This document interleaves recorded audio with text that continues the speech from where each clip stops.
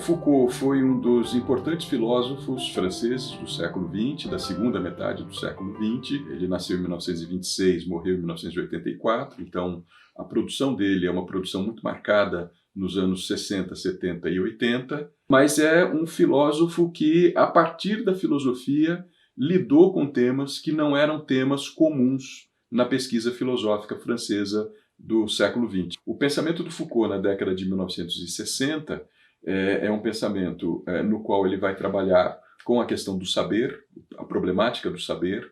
Na década de 1970, ele vai se orientar muito mais para o problema do poder, de compreender o poder. E, por fim, no seu trabalho final, na década de 1980, ele começa a estudar muito mais o tema do sujeito, dos processos de subjetivação, da construção da subjetividade.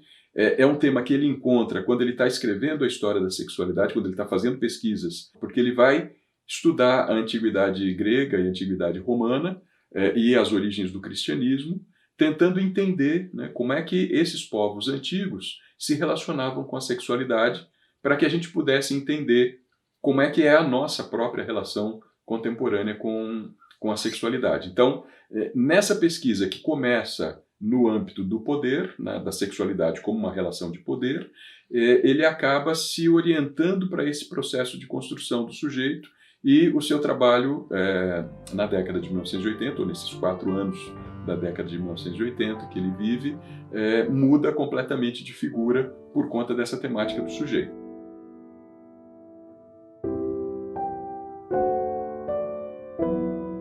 Quando ele propõe a questão do saber, lá na década de 60, ele está pensando numa direção diferente de 2 tipos de trabalho que eram muito comuns na Universidade Francesa na época. De um lado, você tinha trabalhos no campo da epistemologia, pensando a filosofia da ciência, então pensando o conhecimento científico, a filosofia aplicada ao conhecimento científico, mas também tem muito a ver com um rompimento com as teorias marxistas importantes na época, que tentavam fazer essas análises em termos de ideologia.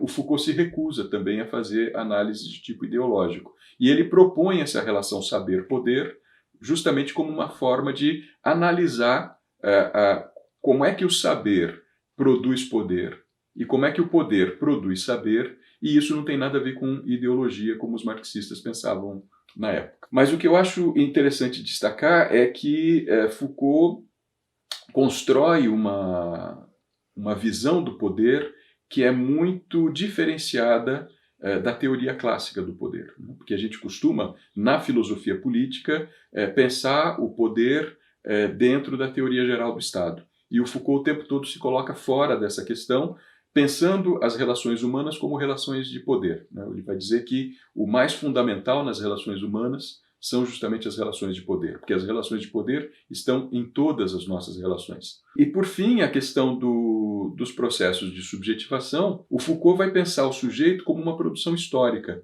né? O sujeito é alguém que é produzido historicamente. Então, em cada momento histórico, nós temos diferentes sujeitos, né? E os sujeitos são produzidos pelas relações de poder, né? É nas relações de poder que nós somos subjetivados.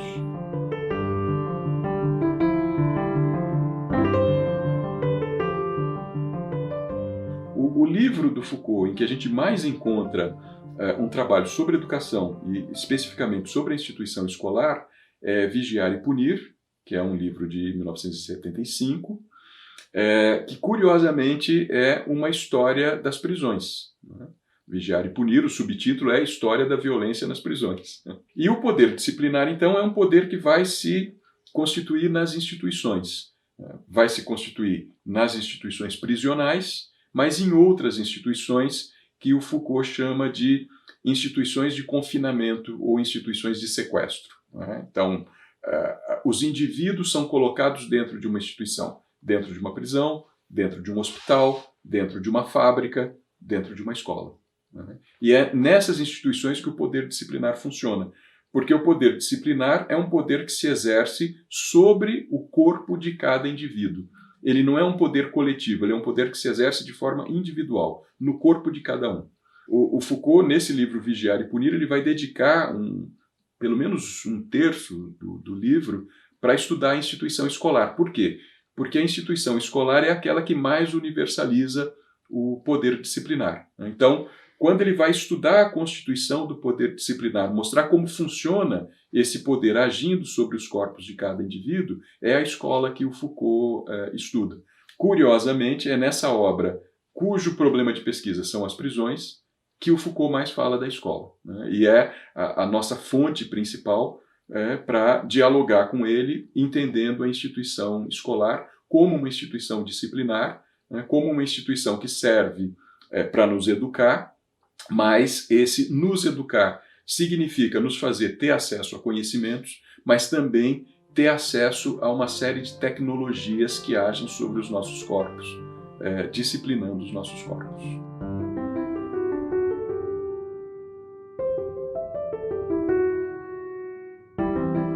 Nessa última produção do Foucault sobre os processos de subjetivação, é justamente aí que a gente vai encontrar saídas que podem se tornar perspectivas propositivas para a educação, né? Não que o próprio Foucault tenha feito isso, né? Mas ele nos dá elementos ali, nos dá algumas chaves para pensar a possibilidade de um trabalho mais propositivo para a educação. Nesse estudo dele sobre os processos de subjetivação na antiguidade, ele vai comentar muito dos processos educativos, né? Então, a importância das escolas filosóficas na antiguidade grega, em que os sujeitos iam para as comunidades, como uma comunidade epicurista, por exemplo, ou uma comunidade estoica, para aprender a viver melhor e para aplicar isso na sua própria vida. Então, um processo educativo como um processo de transformação de si mesmo. E num dos seus cursos, no curso de 1982, o Foucault chega a cunhar uma palavra que parece palavrão, mas que é muito interessante, porque ele diz o seguinte: da mesma forma como a gente tem uma pedagogia, e o sentido grego da pedagogia é a condução da criança, né? A condução que a gente vai fazer da criança no processo educativo, a gente pode pensar, ele propõe uma psicagogia. O que seria a psicagogia? Uma condução da alma. Por alma, o que o Foucault entende? Não tem nada a ver com sentido religioso, etc., né? Mas com alma é essa relação com aquilo que nós somos, essa relação com o processo de subjetivação, né? Então, a educação é também um processo de subjetivação. Ao ser um processo de subjetivação, a educação tem uma alta dose de assujeitamento, né? A gente impõe às crianças e aos jovens e adultos, né, uma forma de ser através da educação. Mas, ao mesmo tempo que a gente impõe uma forma de ser, a gente abre possibilidades para que esse sujeito haja sobre si mesmo e construa a sua própria subjetividade, a sua própria singularidade, construa a sua própria vida.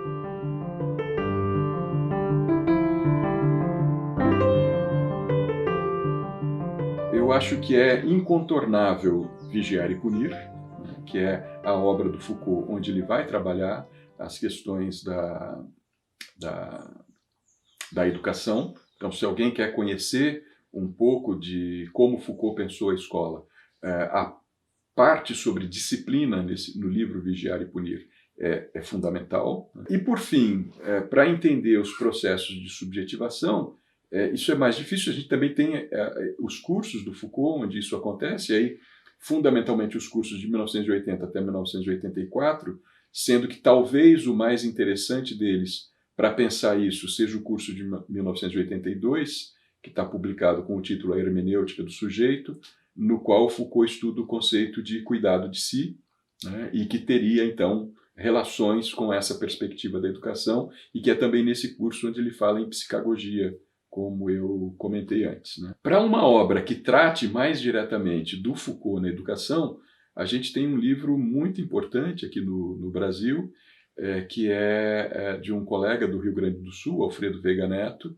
que publicou há alguns anos atrás pela editora Autêntica, Foucault e a Educação, que faz justamente um apanhado do pensamento do Foucault e puxando os fios que nos permitem ver possíveis correlações do seu pensamento com a educação.